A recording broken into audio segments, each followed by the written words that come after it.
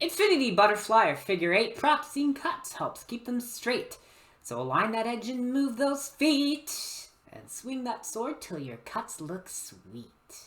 Today, we're going to discuss a cutting drill to help improve your skill.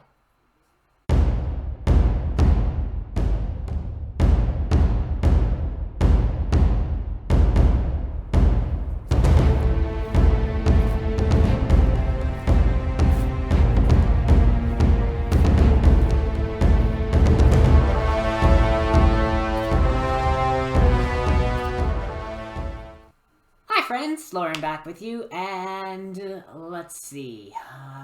You got a little bit of footage of me trying to do some cuts outside, but outside was not working today.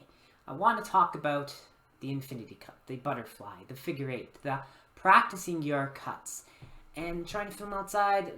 Garbage, recycling, composting, the trucks kept coming by, other vehicles are driving by, I live near a highway, suddenly there's sounds, and because my small yard garden area is multi-level, there's not really one good perfect spot to swing with swords. So I tried to do Montante for a demonstration. Didn't really work because I kept hitting everything because I'm not tall enough to use a big sword, I guess. Even though I am a little tall, but I'm not tall. So a little bit of footage managed to get. It's sunny, it's hot, I began to sweat. But I like the rhymes that I was coming up with today, so I'm going to make the video anyway. We'll do our best inside the studio, and what I'm talking about can be done with a two-handed sword or even a one-handed sword. It could be done with a saber, it could be done with an arming sword, a long sword, montante, hand and a half, a messer.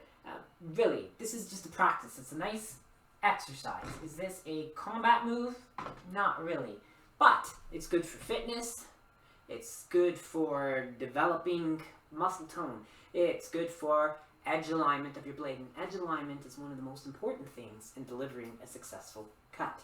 So, if I move back here, when I attack, obviously I'm cutting, and that's my attack. Push, pull, attack. But, if I want to practice, I can continually move up, down,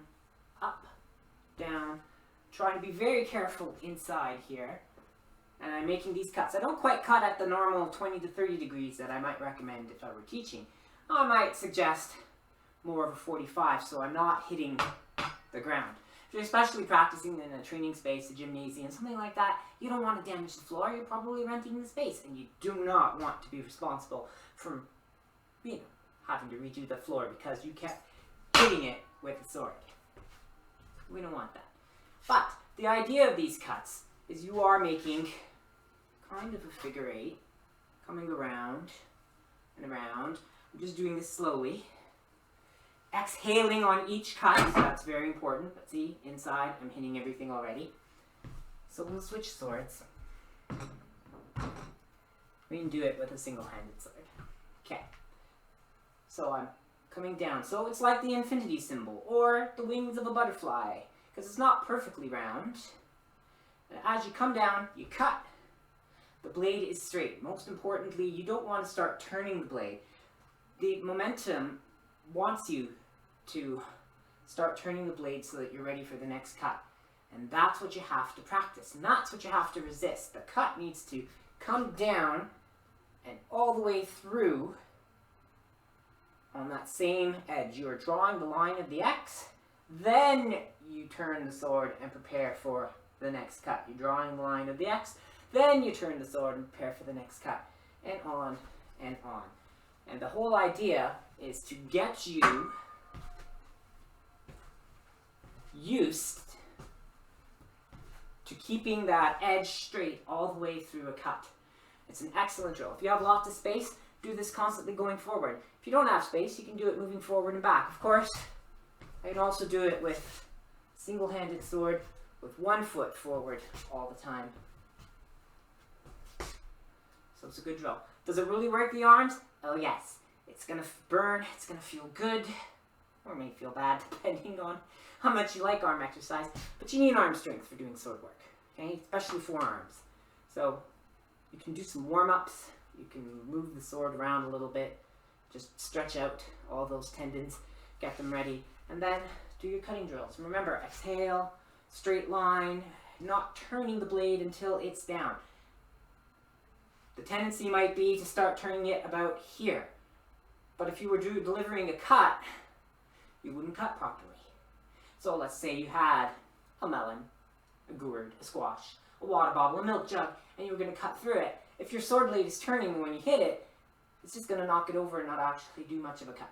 So this is a good practice to help with edge alignment. It also warms up the body. This is a good thing to do at the start of a class, and oftentimes we practice cutting like this at the start of one of the classes we run at the Fellowship of the Sword, when we're doing longsword in particular, because it's going to get you moving. It's going to get you sweating and breathing, and it's going to get all that blood flowing to all those muscles that you're going to need. So your cut might only be that in an actual move, or the hand might be in front, but we're practicing our figure eights. We're making our infinity symbol. We're making the wings of our butterfly. So there are lots of different names for it, but it's a good exercise.